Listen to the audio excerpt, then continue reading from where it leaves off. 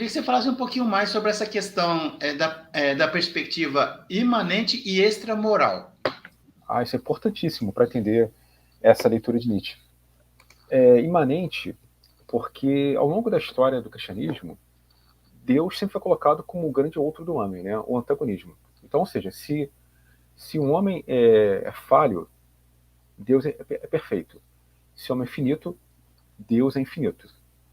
Né? Até mesmo Feuerbach coloca bem isso na essência do cristianismo. Né? Deus seria uma hipóstase do homem, ou seja, tudo aquilo que um homem não é, Deus é. Né? Então, ele já está criticando essa visão que criou uma barreira ética, moral, existencial entre o humano e o divino. O que a gente está propondo é o seguinte, e aí, claro, a gente pode até se aproveitar da leitura dionisíaca, da religião grega, dessa prática estática. Né? A experiência divina é estática. Ela é a libertação do eu, ou seja, do nosso eu finito, físico aqui do corpo. A experiência sagrada, ela transcende qualquer tipo de determinação. Então, é imanente por isso, porque até os evangelhos, nós vamos encontrar esse tipo de leitura de que eu e o Pai somos um, por exemplo. Ou seja, há uma identidade entre o humano e o divino. Ela foi perdida não pelo pecado, como a igreja vai dizer, ela foi perdida pela própria instituição cristã, por exemplo, porque afastou o homem do divino. As religiões arcaicas, elas vivenciavam a experiência divina na natureza, né, no dia a dia, uma experiência concreta, ou seja, o tempo todo a natureza é divinizada, o tempo todo a nossa vida é divinizada, nossa vida é sacralizada. Mas as religiões tradicionais, monoteístas, por exemplo, elas vão estabelecer esse distanciamento. Então, ou seja, para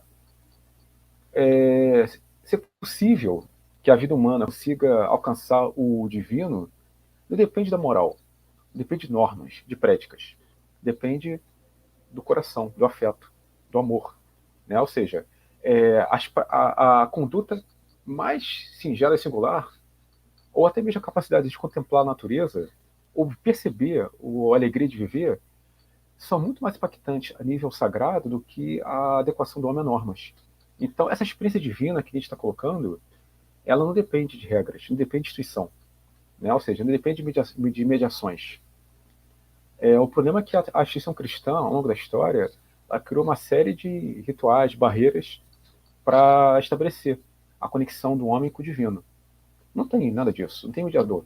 Não precisa de mediador. A experiência divina é imediata. A experiência divina é imediata. Então, o caráter moral da experiência religiosa tradicional, ela empobrece o homem, entristece, né, culpabiliza, moraliza, ou seja, torna o homem cada vez mais submetido à ideia de penitência, submissão ao dispositivo teológico, quando na verdade é o contrário. Né?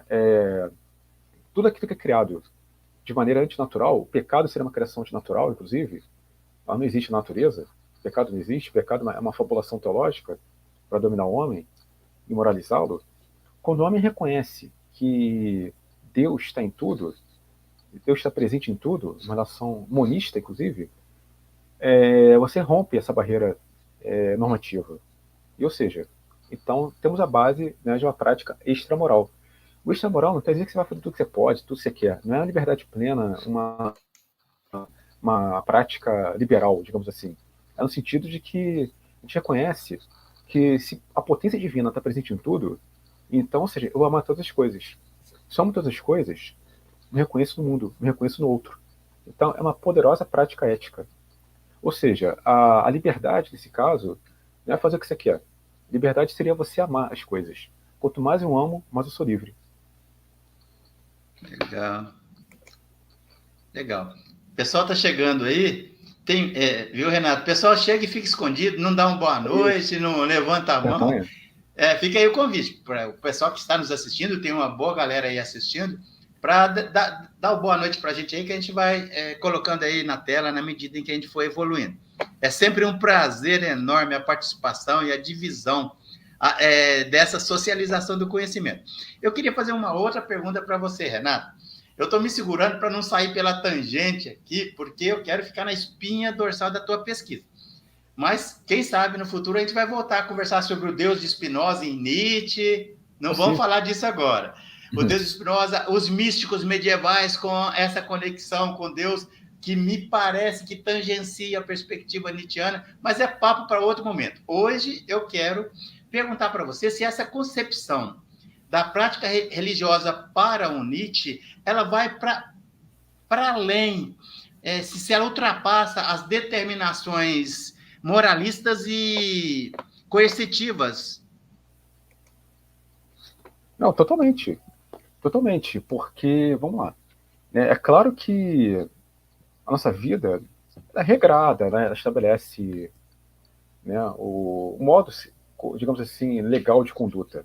Eu não posso matar, não posso roubar. Por isso que eu destaquei anteriormente.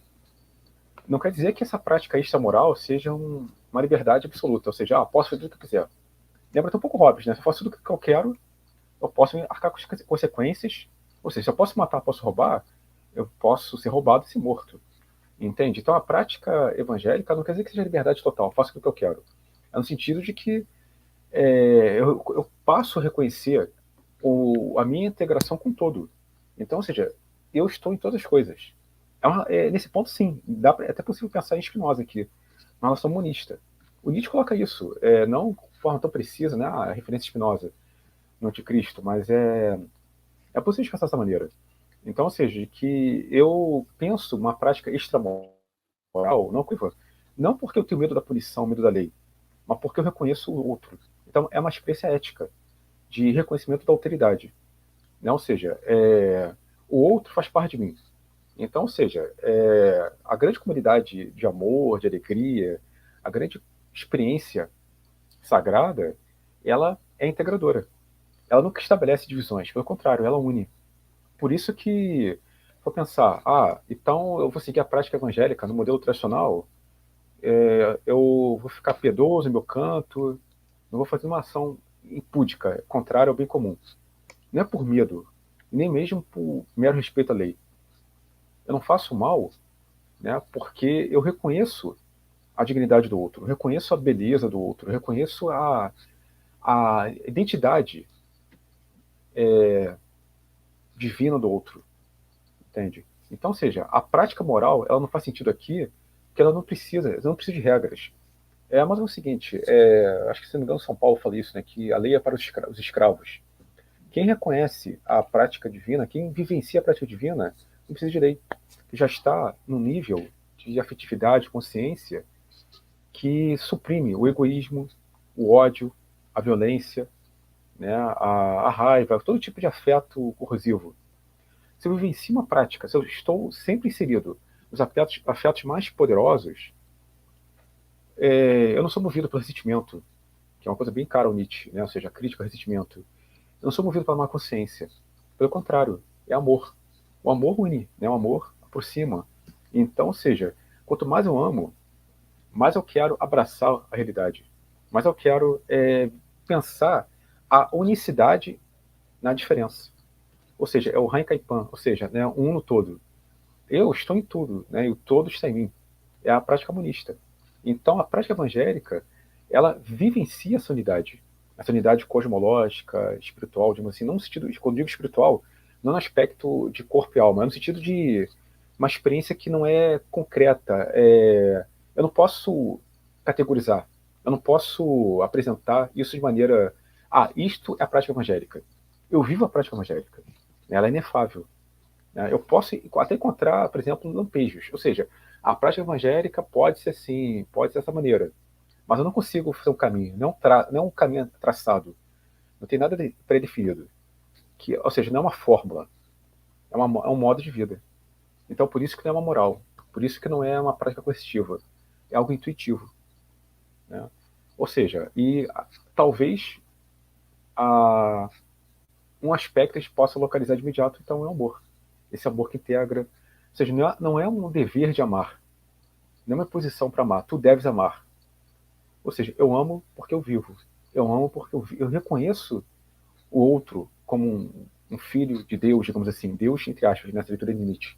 Eu reconheço o outro do mundo como membro de uma grande comunidade.